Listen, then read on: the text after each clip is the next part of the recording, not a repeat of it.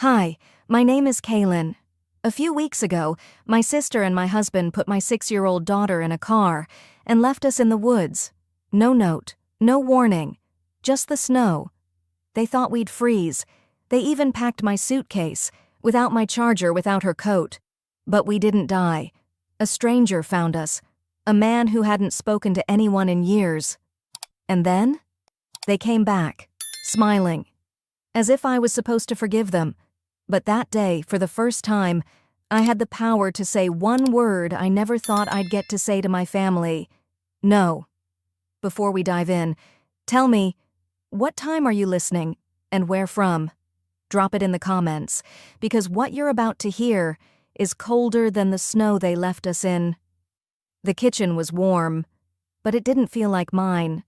I stood at the counter, hands buried in a bowl of mashed potatoes, smoothing them into the kind of peaks my mother used to make. The laughter from the living room spilled over like gravy, thick and hot, but never for me. Behind me, the oven ticked low, keeping the ham warm. They hadn't waited for me to finish. Plates were clinking, glasses were raised. I heard my sister Isolda's voice clear as crystal through the thin old walls, always louder than she needed to be, always sure everyone wanted to hear her. Leora sat by the fireplace in the next room, drawing in her sketch pad with a stubby red crayon. She looked so small on that oversized rug, legs crossed, hair falling in her face. I wanted to scoop her up, tell her everything would be okay, but the truth is, I didn't know that anymore. There were 8 chairs at the table. I had set them myself, but when I went to grab mine, there were only 7. They said nothing. So I ate standing in the kitchen, watching the snow drift across the back porch light like powdered sugar. I was wiping my hands on a towel when I heard the soft click of heels on tile behind me. Isolda. She didn't say hello. She never did. "You know," she started, tone light like she was talking about the weather, "you really botched this parenting thing." I froze, still holding the towel. "Poor Leora deserves better," she added, tapping her manicured fingers against the island countertop like she had a rhythm to keep. I didn't answer, not because I didn't have words, but because I knew she wouldn't care to hear them. I folded the towel neatly and placed it by the sink. My hands stayed still, but inside, my chest burned. Thatcher walked in just then. My husband, though he hadn't really been that in a while.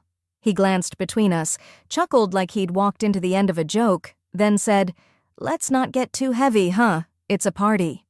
He kissed Isolda on the cheek, not me, and then he walked back out like it didn't mean anything. I stood there for a while longer, staring at the flickering oven light. When I moved again, it was slow, mechanical. I scraped the last of the potatoes into a bowl and covered them with foil. The others were laughing again. It sounded like a party I had once been invited to but had long since been asked to leave. I was rinsing dishes when I heard them. Voices. Not just voices. Their voices. Isolda's and Thatcher's. Low and tight, just beyond the cracked pantry door. "If we drive north far enough," Thatcher muttered, "the snow'll do it. She's not built for cold." I paused, dish still in hand. Isolda's laugh was soft. "She's just been in the way. We'll say she left. Ran off. She's done it before." The plate slipped slightly in my hand, but I caught it. Quietly. They moved on. The sounds of their voices faded as they left the room, but mine stayed there, in the silence. I gripped the edge of the sink with both hands. My heart was racing, but my feet wouldn't move. I didn't cry. That would have made it real. I waited until the water cooled, until the steam stopped rising. Then I dried my hands slowly and stepped out. Leora was curled up on the love seat now, coloring forgotten, thumb tucked into her cheek. I scooped her up gently and whispered, "Let's get you ready for bed, baby girl." Upstairs, I brushed her hair and helped her change into pajamas. She asked why we were going to bed so early. I told her the snow was coming, that we needed to rest. But the truth was, I needed silence. I needed space to think. After she fell asleep, I walked back down. The house had quieted. Someone had turned the music down low. Glasses clinked, muffled now, more tired. I slipped my coat from the hook and patted the inner pocket. The phone charger I always kept there. Gone. I checked the front hall closet. My duffel bag wasn't where I left it. I stared at the empty spot like it could explain itself. Then I sat at the kitchen table and listened. No one called for me. Outside, the snow had started to fall heavier. The kind that sticks. The kind you don't drive in unless you have to, or unless you want someone else to. I stayed there a while, my coffee going cold in my hands until I heard it. A voice, his voice, murmuring from the living room. "We leave at first light." He didn't say who was coming. I stood up slowly and went upstairs. I pulled out a paper grocery bag and began packing. Just the basics. Clothes for Leora, her inhaler, a bottle of water, 2 granola bars.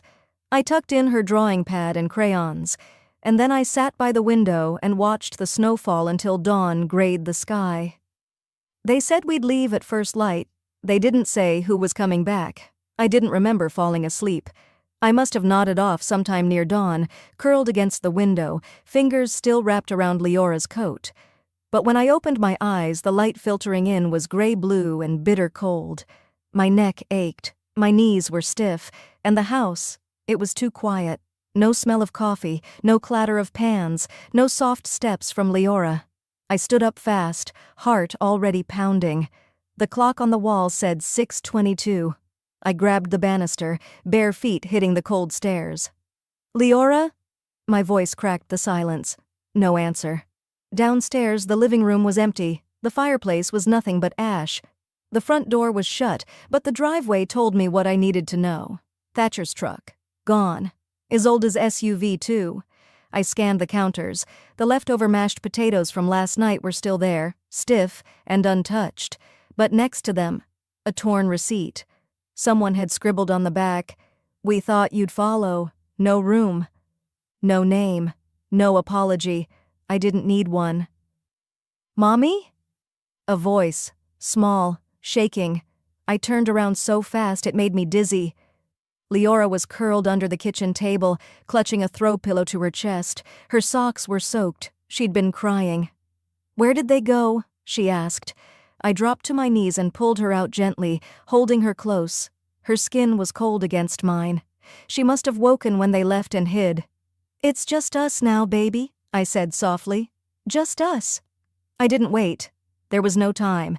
I bundled her in every layer I could find. Sweaters, scarves, one of Thatcher's old jackets. I packed a plastic bag with crackers, half a water bottle, her inhaler, slid a kitchen knife into my coat pocket. We stepped out into the morning snow. The cold hit like a slap. The wind cut straight through our clothes, screaming down from the mountains.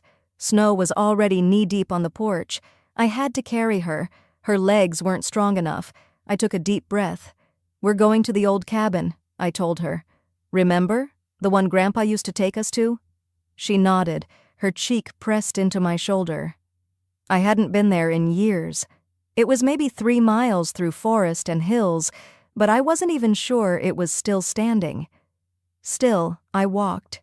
Each step was a war. Snow pulled at my calves, wet and heavy. My boots filled with slush. My hands went numb inside my sleeves. I adjusted Leora's weight every 100 steps or so, whispering to her, "Almost there." Like a prayer, like a lie. The trail was half buried, no tire tracks, no prints, just white stretching on and on. I recognized a crooked birch near the turnoff. The wind had snapped its top last winter. That gave me hope. For maybe 5 minutes. Then Leora whimpered, "Mommy." My fingers hurt. I stopped. I had to. We ducked under the low branch of an old pine and huddled there. It wasn't shelter, but it was something. I reached into my coat for the granola bar and found something else. Paper, folded once. I pulled it out slowly. It was our wedding photo, or what was left of it. The top half was charred, burned black. The image of my own face was mostly gone. Thatcher's was a blur of ash. Only Leora's tiny face, clinging to my leg in her flower girl dress, had survived. I stared at it a long time, then crumpled it slowly in my hand.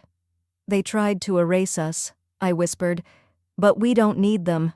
We never did." I tore the rest of it apart and let the pieces scatter in the snow. We kept walking. After another half mile, my legs started to shake. My breath came in short, shallow bursts. I didn't dare stop again. I couldn't, until I saw it. A flash of gray, not snow, eyes. A wolf. It stood 10 yards away, ribs sharp under its matted fur. It didn't growl. It didn't run. It just stared. I moved slowly, shifting Leora behind me. "Listen to me, baby," I whispered. "If it lunges, you run. You run and don't look back, you hear me?" She nodded, lips trembling. I reached for the knife. My fingers were stiff. I held it low, blade out. The wolf lowered its head slightly, took a step. I didn't breathe. Another step. It was close now. Too close. Then, a crack tore through the valley. The wolf collapsed into the snow with a grunt, legs twitching once, then stillness. I turned toward the sound, pulse thudding in my ears. A man stood at the edge of the trees, rifle lowered, steam rising from the barrel. He wore a heavy coat, face shadowed by the brim of his hat. He didn't move, didn't speak, just watched. My knees gave out. I knelt hard in the snow, still clutching Leora. "Please," I said, "please help her." The last thing I saw before everything went white was his boots crunching closer. I woke up warm and confused. The smell hit first. Broth, maybe chicken, maybe vegetable. Something savory and unfamiliar but gentle, like kindness simmered low and slow. Then came the heat, dry warmth from a nearby fire, its crackle soft and steady, not roaring. My fingers twitched against a wool blanket tucked beneath my chin. And beside me I felt the rise and fall of small, steady breathing. Leora. I blinked the blur from my eyes and turned. She was curled beside me on a thin mattress, cheeks tinged pink again, her lips no longer pale. Her tiny hands were tucked under her chin, and for the first time since that hellish morning, she looked like a child, not a survivor. A log popped in the fire. I turned toward the sound. There he was, the man from the woods. He sat on a stool by the hearth, back to me, slowly turning a stick with something skewered on the end. He didn't glance over, just continued tending the fire, methodical, silent. I sat up slightly. A dull ache pulsed at the base of my skull, but I didn't speak yet. I watched. He moved like someone who knew how not to startle others. Deliberate, careful, not slow, but intentional. His shoulders were broad under a heavy brown coat, patched and worn. One boot was unlaced near the ankle, snow still caked around the sole. Finally, he turned his head slightly. "I made broth," he said, voice low and gravelly. "It's nothing fancy. Carrots, beans, some wild onion." I didn't answer. I just nodded.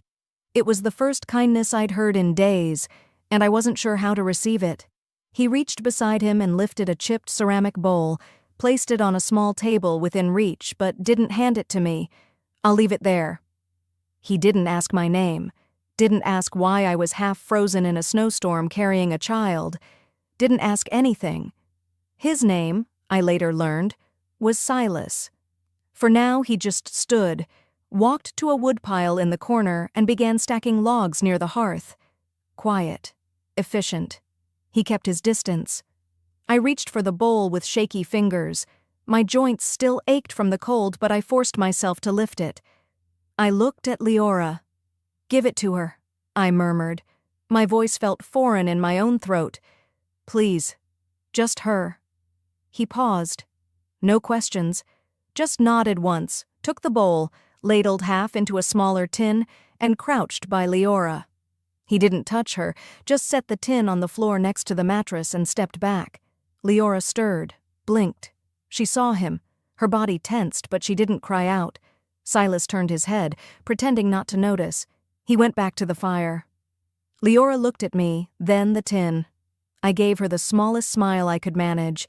She sat up slowly and picked up the spoon. I didn't move. I just held the blanket tighter and let the warmth soak in. Later that afternoon, the storm outside softened into a quiet flurry. Light filtered through thick-paned windows, casting dappled shadows across the cabin walls. Leora dozed again, this time with her arms wrapped around the tin bowl. I found a sewing kit tucked inside a crate by the door and stitched the rip in her sleeve. My fingers moved on their own. Tight, focused stitches, like I used to do when money was tight, and hand-me-downs were a blessing, not a curse. Silas sat across the room near a workbench, carving something with a small blade. The sound of the blade against wood was rhythmic, calming in its own way. At some point, he spoke without looking up. "You ever seen a sparrow up close?" I blinked. "Not really," I said quietly. "They're small, brown, not much to look at. People ignore them." He paused, turned the carving slowly in his hand. "But they don't migrate. They stay, even in the snow." I nodded. He stood, walked to the table near me, and set down the little wooden figure. A sparrow, wings folded tight, rough but beautiful. Then he stepped back without a word and went outside to chop more wood. I stared at the bird for a long time. Something about it made my throat tighten. I placed it beside Leora's blanket. That evening, the shadows in the cabin lengthened. The firelight flickered low. Silas came in from the cold, brushed snow from his coat, and handed something to Leora, a small flashlight. "In case you wake up scared," he said. Leora took it with both hands, her face still unsure, but something flickered in her eyes. "Thank you," she whispered. He nodded once and walked away again, as if it had been nothing. But it wasn't nothing, not to me. I sat on the mattress and watched the soft beam of light glow in Leora's palms like a secret, a signal, a promise. It wasn't much, but for now, it was enough. The letter wasn't meant for me, but I read every word. It started with me looking for an extra blanket. The wind had picked up outside again, moaning low through the gaps in the cabin walls like an old song I didn't want to remember. Leora was asleep, curled in her usual spot on the mattress, holding the little flashlight like it was a guardian. I didn't want to wake Silas. He'd left his cot neatly made, so I figured he'd gone out for more firewood. I crossed the room quietly, trying not to creak the old boards beneath my feet. One drawer beside the cot sat slightly ajar. I nudged it open, looking for another quilt, maybe even a scarf. Instead, I found paper. Letters, tied with a blue ribbon. Old. The edges curled. Some stained with time, others with ash? I shouldn't have touched them. But one was already untied, like someone had opened it recently and left it half forgotten. The handwriting was crooked, uneven, like it had been written in the dark or with shaking hands. "If you find this, I hope you made it through the winter." I sat down slowly on the edge of the cot. The fire cracked behind me. Leora stirred but didn't wake. The letter had no name, no address, no sign-off, just that line, and more. Words that felt like they came out of my own chest. I tried to be useful enough to be kept. I tried to hold my tongue, clean the messes, make the holidays feel like something. I thought if I just did more, they'd see I mattered. But some people don't want you strong. They want you silent. I didn't realize I was crying until a tear dropped onto the paper. Whoever wrote this, she knew. She knew the ache of staying too long in a house where your breath never felt safe. She knew the math of making yourself smaller just to be tolerated. The last line stayed with me even as I tucked the letter back in the drawer. They don't want us strong. They want us silent. I pushed the drawer closed with a soft click and turned toward the fire. Silas was standing in the doorway. He didn't speak, didn't ask, just looked at me with something unreadable in his eyes. Then he walked over, sat down on the stool closest to the fire, and slowly reached for a kettle. "That was Annie's," he said. His voice was lower than usual, like saying her name cost him something. I didn't ask right away. I let the silence stretch between us, filled only by the whistle of wind and the hiss of the fire. Eventually, I spoke. "What happened to her?" Silas didn't look at me. He stared at the flames like they held the memory in their glow. "She waited too long for someone to come back." That was all he said. We sat in silence for a while. I watched the shadows on the walls move like ghosts. Then Leora rolled over in her sleep and murmured something incoherent. Silas stood, checked the kettle, and walked into the small kitchen alcove. He moved like a man who used to carry noise and had learned to put it down. Later that night, after Silas had gone to the small loft above the kitchen and Leora was breathing steady beside me again, I picked up my phone. I didn't even know why. It was still at 22% battery, no signal, but something compelled me. Some need to know how far gone I really was from the world I used to call mine. The screen lit up, a few old texts from months ago, nothing new. Then an audio message auto-played from the notification drawer. It must have been saved before we left. It was my sister's voice. She's always been this weak. Mom should have let her go years ago. I froze. My fingers clenched so tight around the phone, I felt my knuckles ache. The voice was casual, as if she were discussing a broken appliance, as if I was a burden that had long outstayed my expiration date. The world spun for a second. Not in rage, but in a kind of silent collapse. I dropped the phone, and I cried. Not the quiet kind I'd learned to perfect over the years, the soft sobs muffled into a pillow, or the ones swallowed in a parked car. No, this one came from somewhere deeper. It shook me, gutted me. All those times I'd wondered why Mom looked at me like she was waiting for me to prove something. All those dinners where I served the food but was never served a compliment. All the birthdays where I got a card, but no gift. She's always been this weak. It wasn't the insult that broke me. It was the confirmation. Silas came down the ladder, maybe to check the fire. He paused when he saw me curled over, shoulders trembling. He didn't ask. He didn't touch me. He simply placed a small log on the fire, watched it catch, and turned away. I wiped my face slowly, fingers trembling, breath shaky but steadying, and I whispered to myself, "Never again." Not because I was angry, not even because I wanted revenge, but because some truths demand change, because once someone names your silence as weakness, you start hearing every echo you've ever kept inside. The wind howled outside, louder now, like it wanted to tear the cabin apart. But I didn't tremble anymore. I hadn't looked at a map in years, but I needed to know how far I'd fallen. That afternoon, the light crept through the cabin's slatted windows like it was asking for permission to enter. The worst of the storm had passed, leaving a brittle stillness in its wake. The sky outside held a fragile clarity, blue but bruised with the last remnants of the cold front. Silas had gone out to chop wood. I offered, but he simply shook his head and muttered, "Stay warm. She needs you steady." Then he disappeared into the trees. Leora was asleep again, her breathing soft and even, the little flashlight resting by her elbow like a security blanket. I moved slowly, folding one of the thinner quilts and adjusting a pile of kindling near the hearth. That's when I saw it, my old weatherproof satchel shoved beneath the bench near the wall.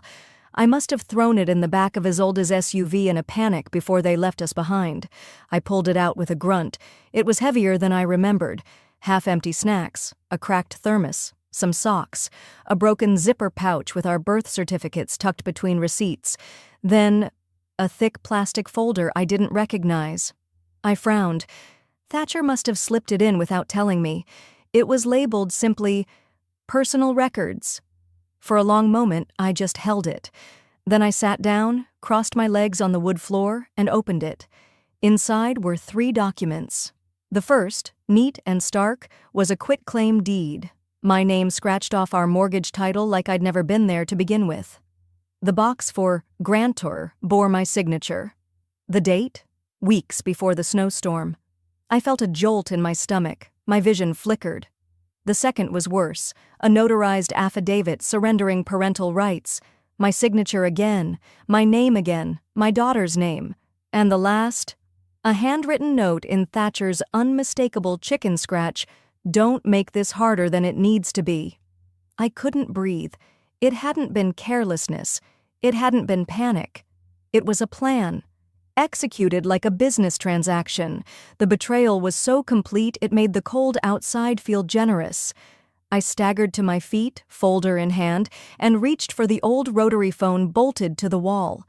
Silas had pointed out earlier that it still worked. Landline, no cell needed. I dialed the legal aid number I remembered seeing on the back of an old flyer from town. A woman answered on the second ring. Her voice was calm, firm, like someone who'd seen too much but stopped reacting to any of it. "Legal aid services, this is Dana. How can I help you?" I swallowed. My voice cracked. I found documents, a quitclaim deed, a custody affidavit. I didn't sign them, but they're signed, they're dated, they're notarized. She asked for names, addresses, dates. There was a pause while she typed. Then she said almost too flatly, "It looks like everything checks out. Documents were filed electronically last month." I felt the wall behind me tilt. "No," I said. "That's not possible. I never signed anything. I never gave up anything." Another pause. Then, "Ma'am, the signatures match your file. We have time-stamped copies." I slid to the floor, back pressed to the log wall. My voice was no longer my own. "Is there anything I can do?" The woman on the other end sighed. "That depends. Do you have proof your identity was stolen? A forgery report?" I looked at the folder again. Everything looked official. My name was spelled right. My signature looked too close to mine to argue. "No," I whispered. "No, I don't." "I'm sorry," she said. Then the line went dead. I stayed there for I don't know how long, holding papers that said I no longer had a home, no longer had a daughter, that I had, on paper, disappeared. I didn't scream. I didn't even speak. My throat closed in on itself. Eventually, I curled forward, folding myself over my knees, arms wrapped tight around the folder. That's when my fingers brushed something smooth. The carved sparrow. Leora had left it near the hearth last night, right before she fell asleep. Her little thumbprint still dusted the wing. I cradled it like it might breathe if I held it right. The door creaked open. Silas stepped inside, the cold trailing behind him. He looked at me for a long moment, saw the folder, saw my hands shaking, saw the carved bird pressed to my chest. He didn't say a word. He knelt beside me, placed a second bird, this one smaller, smoother, next to the first, and walked back to the fire. That night, I didn't eat. I barely moved. The sky outside had turned navy blue.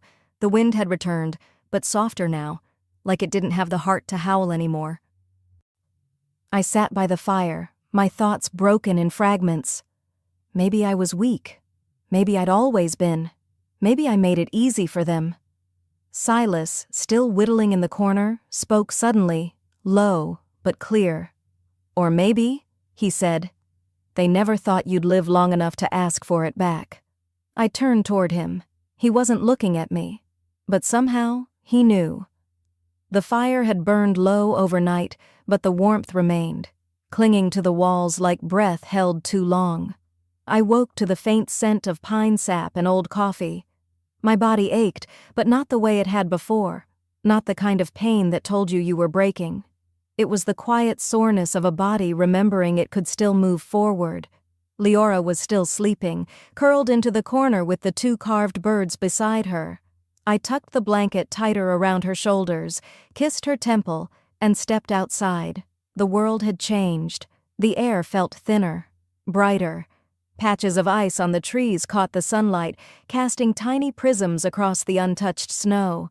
The storm had eased its grip, leaving behind a silence so profound it almost sang.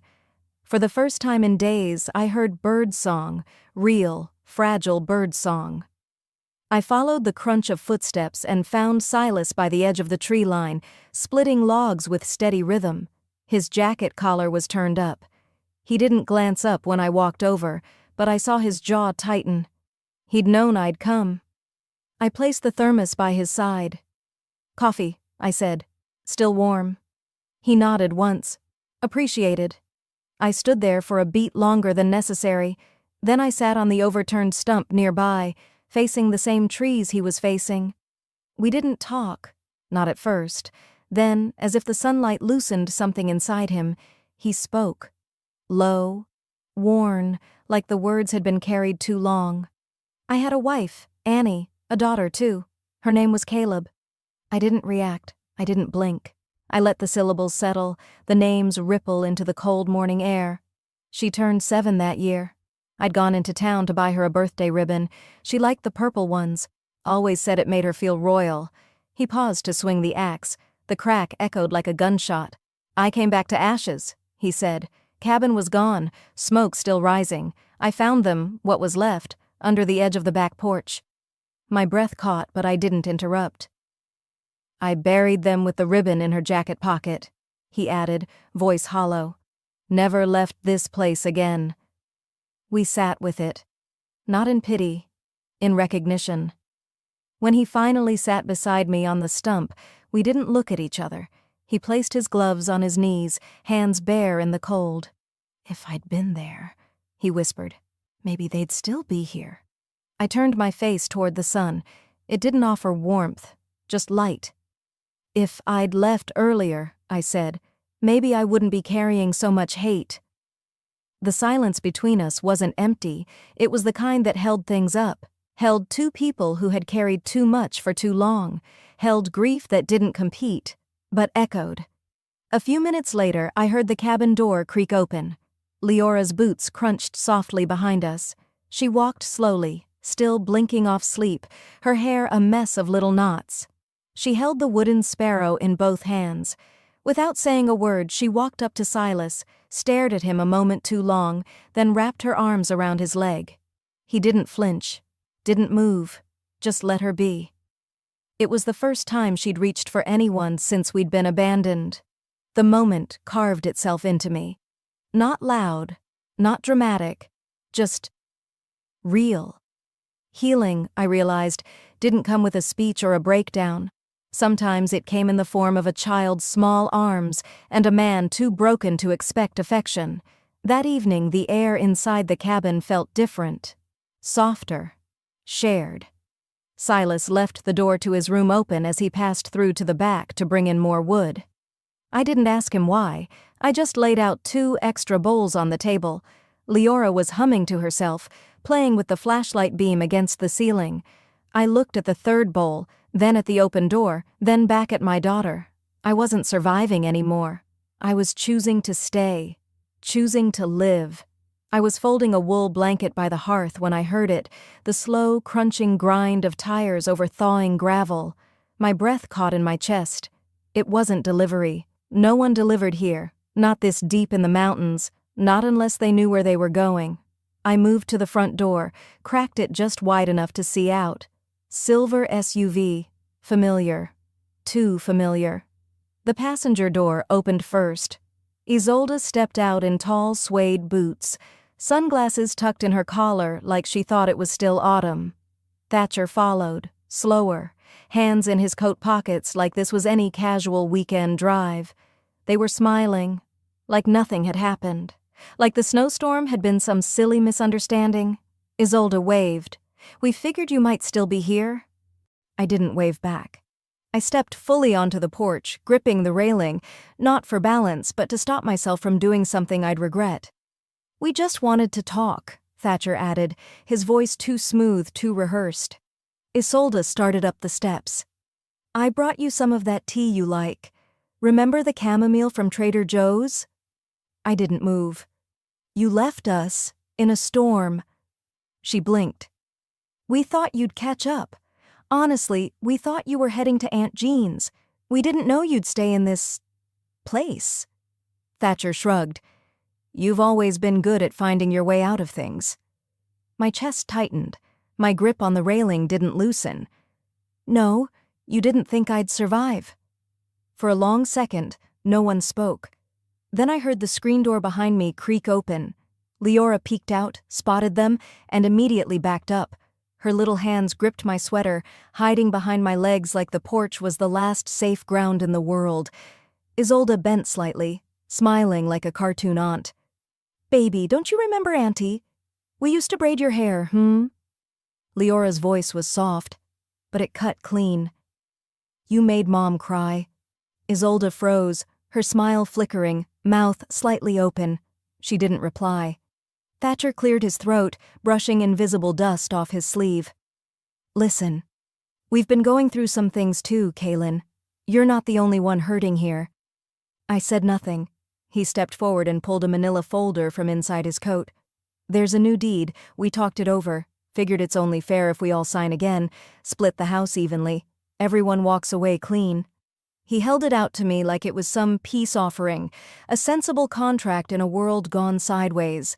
I took it, opened it, flipped through page after page of lies, new forged terms, legal manipulation in black ink.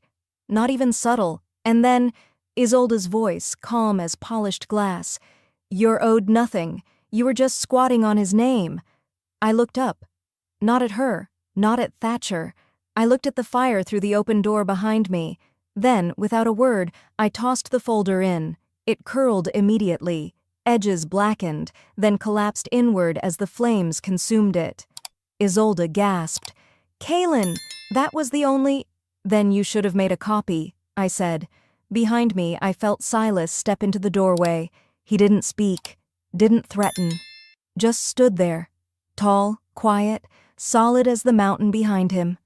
Thatcher noticed him and paused. Something shifted in his eyes. He looked between me and the fire, then back at Silas. I could have said a lot of things in that moment, but all I needed were 7 words. You can either walk away or freeze. No one moved, not for a long time. I didn't expect them to come back with lawyers, but this time, I was ready. It was early morning when Silas pulled the truck up in front of the Clearwater County Courthouse. Sunlight glinted off the windshield, catching the dew on the stairs. Leora was curled in the back seat, legs tucked up, still sleepy. I reached over, brushed her bangs aside, and smiled when her little hand found mine. I stepped out first. My boots hit the gravel firm. There was no shaking in my hands today, no half hoping they wouldn't show. Inside, the building smelled of pine cleaner and paper. A woman behind the window looked up as I walked to the counter. Kaylin Ward, I said clearly. I have a filing this morning. Custody dispute. Property fraud. She nodded and checked the log. Courtroom 3, Judge Mason. I thanked her, turned, and spotted Thatcher through the glass. He was already seated at the plaintiff's table, a man in a too-tight suit whispering in his ear. Isolde stood beside them in ivory, like she thought appearances could whitewash what she'd done. When she saw me, her mouth twitched into something like a grin.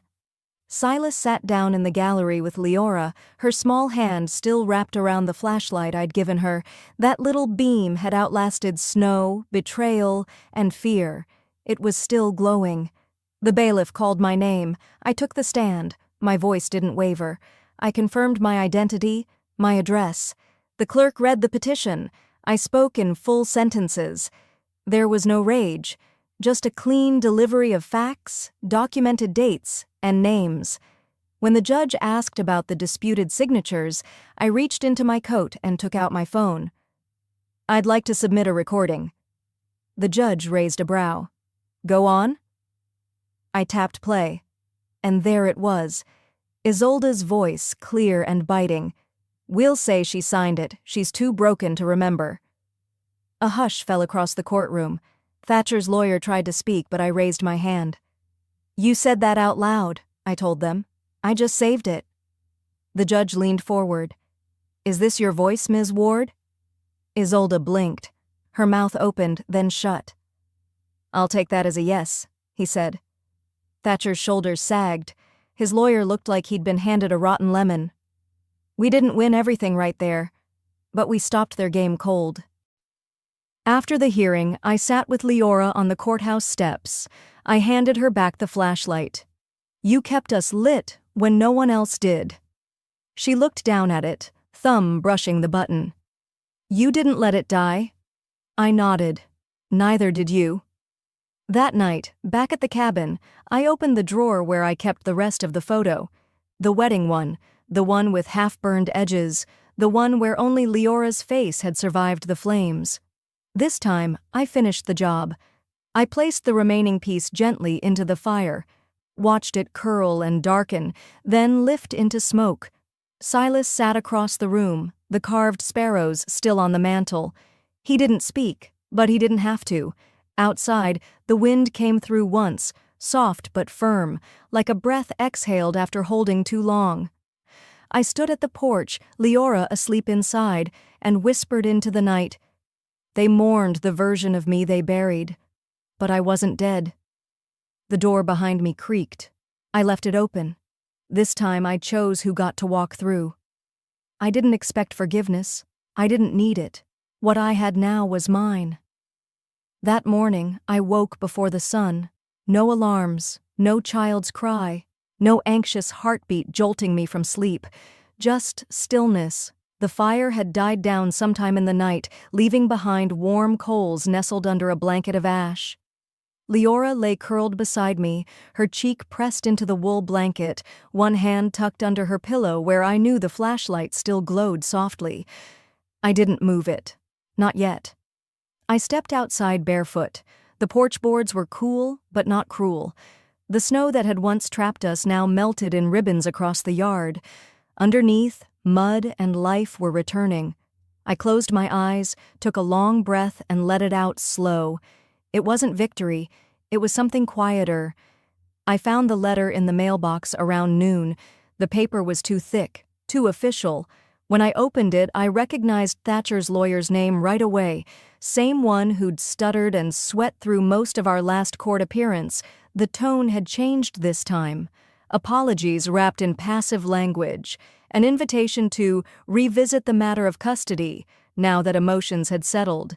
There were vague gestures toward reconciliation and a suggestion that maybe we could find a collaborative way forward. I laughed, not bitterly, not even loudly, just a soft, amused huff. You don't ask to revisit something you abandoned in a blizzard. You don't lose your daughter and then send a form letter when you want her back. I folded the paper once, then twice, and left it on the porch railing where the wind could do what it pleased. Later that day, I wrote one letter of my own. No anger, no stories, just a single copy of the judge's ruling, folded clean, tucked into an envelope with no return address. Let them open it in silence. Let them feel the weight of ink and stamp and seal. I didn't need to say a word to be finished with them, and that was the loudest thing I'd ever said. By late afternoon, Leora was napping again. Her breathing was steady, small lips parted, lashes fluttering in a dream I hoped was peaceful.